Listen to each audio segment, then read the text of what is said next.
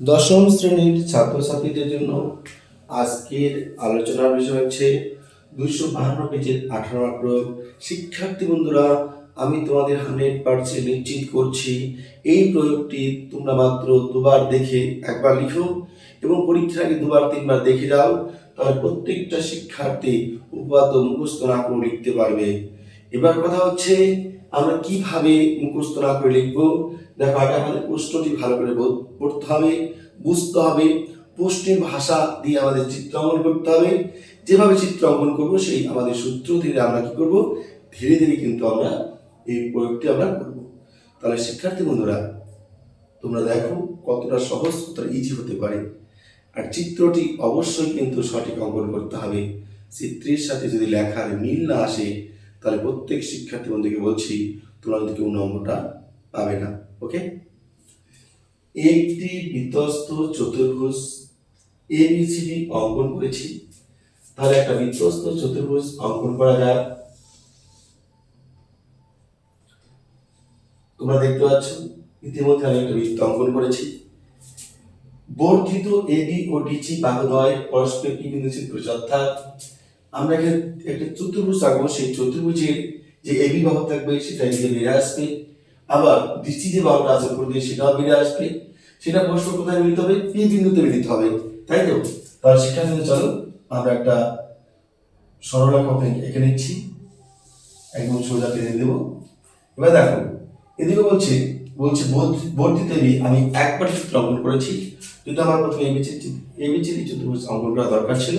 যেহেতু পরে বলছে এবি ও ডিসি বাহুটাকে কি করা আছে, বর্ধিত বাড়িয়ে পি বিন্দু ছেদ করতে বলা আছে। তাহলে এখান থেকে আমরা যে একটা সরলরেখা অঙ্কন করবো সেটা অবশ্যই এই সরলরেখা দিয়ে যুক্ত হবে। দেখো শিক্ষার্থী বন্ধুরা, এই যে বিন্দুটার নাম এটা দেবে পি, এটা নাম দেবে এ, এটা নাম দেবে বি। এবার দেখো আমাদের চতুর্ভুজ অঙ্কন হয়নি, তাহলে এখান থেকে এই বিন্দু থেকে এই বিন্দু যুক্ত করতে হবে, এর নাম দিলাম সি। এই বিন্দু থেকে এই বিন্দু যুক্ত করো, এর নাম দিলাম ডি। তাহলে দেখো এ বি সি ডি বৃত্তস্থ চতুর্ভুজ হয়ে গেল। দেখো এ বৃত্তস্থ চতুর্ভুজ এ বি সি ডি, এ বি সি ডি বৃত্তস্থ চতুর্ভুজ হয়ে গেল। এবার দেখো পরে হচ্ছে বর্ধিত এ বি, দেখো এ বি বর্ধিত বেড়ে গেছে। তারপরে কি বলছে, ও ডিসি, এ দেখো ডিসিও বেড়ে গেছে। বাহুদ্বয় পরস্পর পি বিন্দুতে, দেখো পি বিন্দুতে যুক্ত হয়েছে। তোমরা যে সরলরেখাটা টানবে, মনে রাখবে এই সরলরেখা এবং এই সরলরেখা এই পি বিন্দুতে যাতে মিলিত হয়, তবেই তোমাদের চিত্র অঙ্কন সঠিক হবে। এবার আমরা এই চিত্র মধ্য থেকে যেভাবে চিত্র অঙ্কন করেছি সেই চিত্র মধ্য থেকে প্রদত্ত বারটি প্রশ্ন থেকে লিখবো। তাহলে দেখো কতটা সহজ। লিখলাম প্রদত্ততে, প্রদত্ত পয়েন্ট করলাম, প্রদত্ত দেখো প্রদত্ত কি বলছে, বৃত্তস্থ চতুর্ভুজ এবিসিডি। তাহলে আমরা কি লিখবো, এ বি সি ডি। লিখবো এ বি সি ডি বৃত্তস্থ চতুর্ভুজের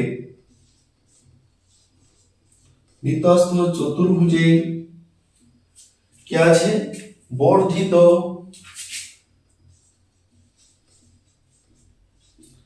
এবি বেড়ে গেছে ও ডিসি পরস্পর কোথায় মিলিত হচ্ছে, পি বিন্দুতে। দেখো এ বি কোথায়, এখানে আসছে, ডিসি কোথায় আসছে, এখানে আসছে।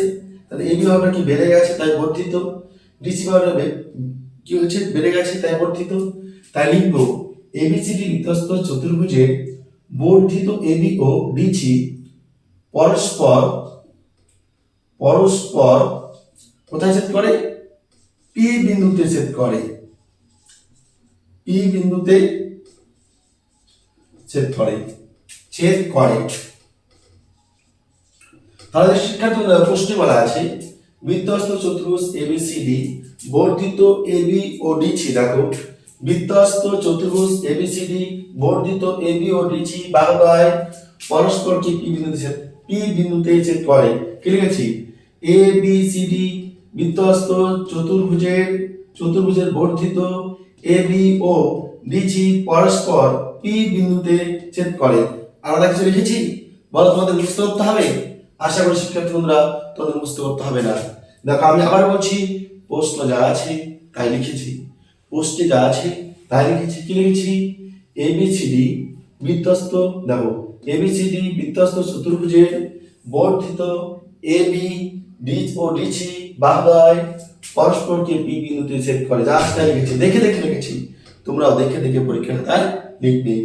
এ বি সি ডি বৃত্তস্থ চতুর্ভুজের বর্ধিত এবি ও ডিসি পরস্পর পি বিন্দুতে ছেদ করে। পরস্পরকে দিয়ে দিবে, পরস্পরকে বলছে ডিসি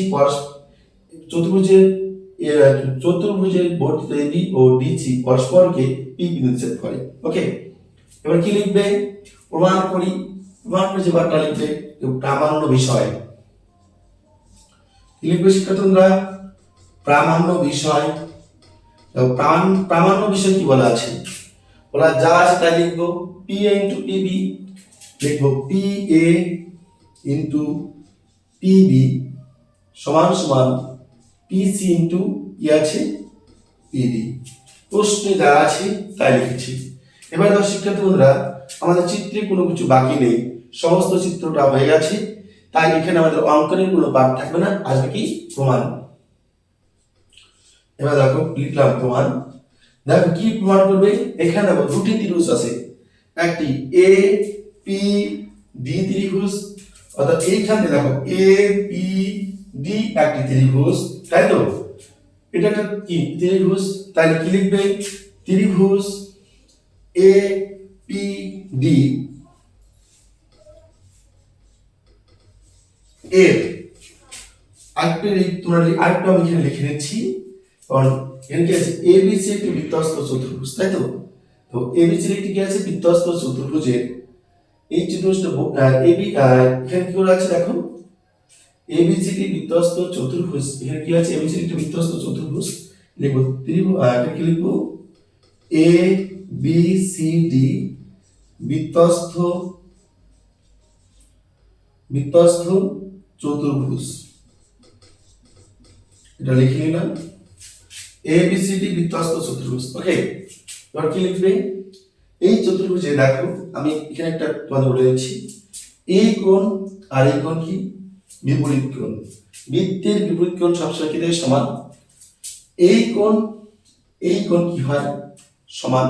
এই কোণ কি হবে? সমান। এবার দেখো এই কোণ কি হবে? সমান। আবার এই কোণ কি হয়? সমান। কেননা ডি বিন্দুতে এই পাশে 90 ডিগ্রি কোণ, এই পাশে 90 ডিগ্রি কোণ, সি বিন্দুতে এই পাশে 90 ডিগ্রি কোণ, এই পাশে 90 ডিগ্রি কোণ, তাই যেহেতু এই কোণ সমান বা এই কোণ সমান, তাহলে লিখতে পারি এই কোণ সমান সমান এই কোণ, আবার লিখতে পারি এই কোণ সমান সমান এই কোণ। তাহলে শিক্ষার্থী বন্ধুরা, এই যে বৃত্তস্থ চতুর্ভুজের আমরা যখন এই বর্ধিত করেছি, এই বর্ধিত কি লিখবো? এখানে লিখবো চতুর্ভুজের এবিসিডি বৃত্তস্থ চতুর্ভুজ এর এবি ও ডিসি বর্ধিত হয়ে পি বিন্দুতে ছেদ করায়। লিখলাম এবিসিডি বৃত্তস্থ চতুর্ভুজ এর এবি ও ডিসি বর্ধিত হয়ে পি বিন্দুতে ছেদ করায়। চিত্রে কি হয়েছে? দেখো দুটি ত্রিভুজ উৎপন্ন হয়েছে, পি এ ডি লিখব ত্রিভুজ পি ই এ ডি ও ত্রিভুজ দেখো পি বি সি, ত্রিভুজ পি বি সি এ। আবার বলছি দেখো, ত্রিভুজ সূত্র হচ্ছে পি এ ডি, ত্রিভুজ সূত্র হচ্ছে পি বি সি, তাই দেখো লিখেছি ত্রিভুজ পি এ ডি ও ত্রিভুজ পি বি সি এর। দেখো তো এই যে কোণটা এ পি ডি যে কোণ, আর বি পি সি একই কোণ, তাই আমরা লিখতে পারি এর কোণ এ পি ডি সমান সমান কোণ বিপিসি। এরা কি একই কোণ। ওকে, এবার দেখো শিক্ষার্থী বন্ধুরা লিখতে হবে একই কোণ, বা না লিখলেও হবে এখানে। এবার দেখো তাহলে এবার আমরা কি বললাম, এই কোণ কি হবে সমান, কেননা এই কোণ সমান, যেহেতু চতুর্ভুজের বিপরীত কোণ, বৃত্তচাপের বিপরীত কোণ কি থাকে সমান, সমান দুটি কোণ 180 ডিগ্রি হয়। এবার এই কোণ সমান, আর দেখো এই কোণের মান 180 ডিগ্রি, এই কোণের মান 180 ডিগ্রি। আবার এই কোণ 180 ডিগ্রি, এই কোণ 180 ডিগ্রি। তাই আমরা লিখতে পারি কোণ, সুতরাং কোণ কি লিখতে পারি, PAD সমান সমান কোণ BCP, কোণ BCP, মানে এই কোণ আর এই কোণ কি হবে সমান। আমি এখানে চিহ্নিত করে দিলাম, এই কোণ আর এই কোণ কি থাকবে সমান। এবার দেখো শিক্ষার্থী বন্ধুরা এই কোণটা সমান হয়ে গেল, এই কোণ সমান, তাহলে আরেকটা দেখো পার্ট বাকি আছে, এবং এই যে কোণটা আছে ADP এবং ADB, তার মানে এই কোণটা যা আছে এই কোণটা আর এই কোণটা এটা কি সমান হবে। এই কোণ সমান, এই কোণ সমান, দুটি ত্রিভুজের দুটি কোণ সমান, বাকি রয়েছে আরেকটি কোণ। তাহলে শিক্ষার্থী বন্ধুরা বাকি কোণটা কি হবে, অবশিষ্ট কোণ, অবশ্যই দুটি কি হবে সমান হবে।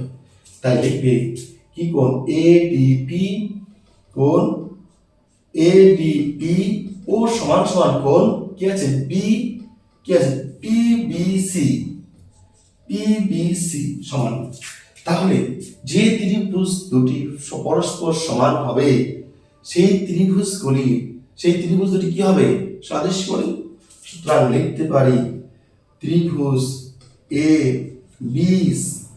কি আছে ত্রিভুজ PAD ও ত্রিভুজ APB না কি আছে ত্রিভুজ PAD ও ত্রিভুজ PBC অর্থাৎ ত্রিভুজ APD ত্রিভুজ BPC তাই লিখেছি পরস্পর কি আছে সদৃশ কোণী। এবার যখন ত্রিভুজ পরস্পর সদৃশ কোণী হবে সুতরাং ত্রিভুজ কি হবে, ত্রিভুজ PAD ও ত্রিভুজ PBC সদৃশ, অর্থাৎ ত্রিভুজ দুটি কি হবে সদৃশ হয়ে যাবে। এবার সদৃশ কোণী ত্রিভুজের শিক্ষার্থী বন্ধুরা বিপরীত কোণ কি হয়, কোণের বিপরীত বাহু সমান হয়। তাহলে দেখো আমরা কি লিখেছি প্রথম কোণ, দেখো এখানে কি আছে এই যে এই যে কোণটা আছে, এই কোণটা যা আছে এই কোণের এখানে দেখো কি লিখেছি আমরা, এই কোণের বিপরীত বাহু কোণটা PD, এই কোণের বিপরীত কোণটা PD। তাহলে আমরা লিখতে পারি এই যে কোণটা আছে এই কোণের বিপরীত বাহু কোণটা এটা। তাহলে আমাদের প্রথম কোণ, তারপর একটা দাগ দেব, এটা হচ্ছে প্রথম বাহু, তাহলে কি হলো PD, লিখলাম PD বাই, এবার এটার সাথে কোণ, এই কোণের সাথে এই কোণ সমান, তাহলে এই কোণের বিপরীত বাহু কোণটা এটা, তাহলে কি আছে BP বা BP সমান সমান। এবার দেখো শিক্ষার্থী বন্ধুরা এইখানে যে কোণটা আছে এবার কি আছে এই কোণটা আছে ত্রিভুজ কি আছে APD, এই কোণের বিপরীত কোণটা আছে AD, লিখলাম AD। এবার আবার এই কোণের ছোট ত্রিভুজের এই যে কোণ, এই কোণের বিপরীত কোণটা আছে এটা। ভালো করে দেখো যখন বড় ত্রিভুজ ধরলে তখন এই ত্রিভুজের বিপরীত বাহু কোণ, এই কোণের বিপরীত বাহু কোণটা DA, তাই DA কি লিখলাম DA অর্থাৎ AD। আবার এই কোণের বিপরীত কোণটা এটা BC কিংবা CD, এই লিখি না সেটি হবে BC। ওকে, এবার আরেকটা দেখো আছে কোণ বাকি আছে, কি কোণ বাকি আছে, এই যে কোণটা, এই যে কোণটা আছে এই কোণের বিপরীত বাহু কোণটা AP, লিখলাম AP, কি লিখবো AP না AP। এবার দেখো এই কোণের অনুপাত কোণটা সমান বলছি কোণটা এটার সমান এটা, এই যে কোণটা আছে এই কোণের বিপরীত কোণটা CP, লিখলাম CP। এবার দেখো আমাদের মান করতে হচ্ছে PAPB, PA কোথায় আছে পি এ কোথায় আছে? পি আছে এখানে, মানে এপিতে। আর পিবি কোথায় আছে? এখানে আছে। তাহলে আমরা কি করব? লিখবো পিডি। তার মানে আমাদের এটা আর এটা দরকার, এটা দরকার নেই। তাহলে তো শিক্ষার্থী বন্ধুরা আমাদের এটা নিব, যেহেতু এটা সমান এটা সমান এটা, তাহলে আমরা লিখতে পারি, সুতরাং কি লিখতে পারি? পিডি বাই বিপি সমান সমান এডি কিংবা এপি কি আছে? এপি বাই কি আছে? সিপি। এবার দেখো, সুতরাং আমরা কোন আগুন কোন করে দেবো। এবার এখানে কি আছে? এপি, এখানে কি আছে দেখো? এপি। এবার পি এ এখানে পি, আলাদা কিছু নয়, তোমরা লিখতে পারো সাজিয়ে লিখতে পি এ, তারপর আগুন কোন লিখা হয়? বিপি। বিপি কিংবা পিপি, আমরা এখানে কি লিখতে পারি? পিপি। এখানে আগে পরে লিখে কোনো অসুবিধা নেই। এপি কিংবা পি এ যা লেখা হয় সেটাই হবে, ডিপি কিংবা পিবি। তাহলে কি হলো? এখানে লিখলাম পি, এখানে লিখলাম এপি, পুরোপুরি লিখলাম এপি অর্থাৎ পি এ ইনটু কি আছে? বিপি অর্থাৎ পিবি সমান সমান কি আছে বাকি? এখানে দাও কি আছে বাকি? কি সিপি অর্থাৎ পিসি ইনটু কি আছে? পিডি। পিডি দেওয়া আছে, লিখুন পিডি। তাহলে দেখো আমাদের প্রমাণ পাঠটা চলে আসছে। আমরা কি লিখবো? প্রমাণ। তাহলে শিক্ষার্থী বন্ধুরা দেখো কত সোজা, আমাদের বাকি কিচ্ছু লেখা দরকার নেই। তোমরা শুধু এই যে চিত্রটা অঙ্কন করেছি, চিত্র অঙ্কন করার মধ্য দিয়ে যেভাবে তোমাদের সঙ্গে আলোচনা করেছি, তোমরা শুধু দেখে যাও, দেখো কত সোজা, আসলে তোমাদের মুখস্থ করতে হবে না। তাহলে শিক্ষার্থী বন্ধুরা এবার যারা ভিডিওটি শুরু থেকে শেষ পর্যন্ত দেখেছো তাদেরকে অসংখ্য ধন্যবাদ জানিয়েছি। যারা আমার চ্যানেলটিকে সাবস্ক্রাইব করেছো তা ইতিমধ্যেই তাদেরকে ধন্যবাদ জানাচ্ছি। যারা নতুন আমার চ্যানেলে এসেছো তারা অবশ্যই আমার চ্যানেলটিকে সাবস্ক্রাইব করবে, যাতে আমার চ্যানেলটি গ্রো হতে পারে এবং তোমাদের সামনে আরো নতুন নতুন ভিডিও যাতে আমি আপলোড করে নিয়ে আসতে পারি। আর অতি সত্বর অর্থাৎ যখনই কোনো ভিডিও আপলোড করব সেই ভিডিওগুলি পাওয়ার জন্য দেখো পাশে বেল আইকনটি রয়েছে, সেটা অবশ্যই ক্লিক করো। তাহলে শিক্ষার্থী বন্ধুরা যদি তোমাদের ভালো লেগে থাকে ভিডিওটি, তাহলে অবশ্যই তোমাদের বন্ধুদের কাছে শেয়ার করবে, লাইক করতে ভুলো না। তোমাদের কাছে আজকের মতো বিদায় নিচ্ছি। তোমরা বারবার করে ভিডিওটি দেখো, 2 থেকে 3 বার দেখে খাতা লিখবে এবং তারপরে প্রতিদিন 3 থেকে 4 দিন অর্থাৎ একদিন পর পর তোমরা একবার করে দেখো, দেখবে কখনো ভুলবে না। তা শিক্ষার্থী বন্ধুরা শুভরাত্রি, বিদায়।